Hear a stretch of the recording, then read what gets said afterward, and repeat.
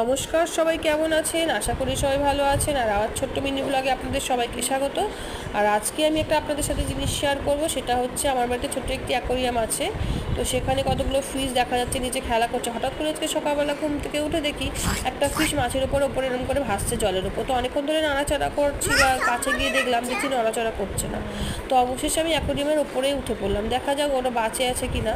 তো অনেকক্ষণ ধরে নাড়াচাড়া করার পর দেখলাম সে সেটা বেঁচে নিয়ে মরে গেছে। তো দেখতে পাচ্ছ, এ হচ্ছে আমার বাড়ির টম। তো এখন কি করা যাবে, মরে গেছে, হঠাৎ করে দেখা যাচ্ছে মরে গেছে। তো কদিন ধরেই শরীরটা খারাপ ছিল, তার জন্য উল্টে পাল্টে যাচ্ছিলো। তো আজকে দেখছি হঠাৎ করে সকালবেলা ঘুম থেকে উঠে মাছটা মরে পড়ে আছে। তো চলো মাছটাকে ফেলে দেওয়া যাক, না হলে আবার জলটা নোংরা হয়ে যাবে বা অন্যান্য মাছগুলো এফেক্ট হয়ে যাবে। তো এইগুলো থাইল্যান্ডের ফিশ, সেগুলো থাইল্যান্ড থেকে নিয়ে আসা হয়েছে। থাইল্যান্ডের সব থেকে হাই কোয়ালিটি ফিশ বলতে পারো। তো এদের দেখতে অসাধারণ হয়, এরা যাতে প্রচুর বড় বড় দেখতে হয়। এরা এখন একদম ছোট, তাতেই এরকম বড় দেখাচ্ছে। তো চলো আমাদের মাছটাকে তুলে ফেলা যাক। জলের মধ্যে অন্যান্য যারা বন্ধুরা তারাও খেলা করছে, তারাও কষ্ট পাচ্ছে ওকে দেখে। ওর একজন বন্ধু ছাড়া হয়ে গেল। তো চলো ওকে তুলে নিই জল থেকে।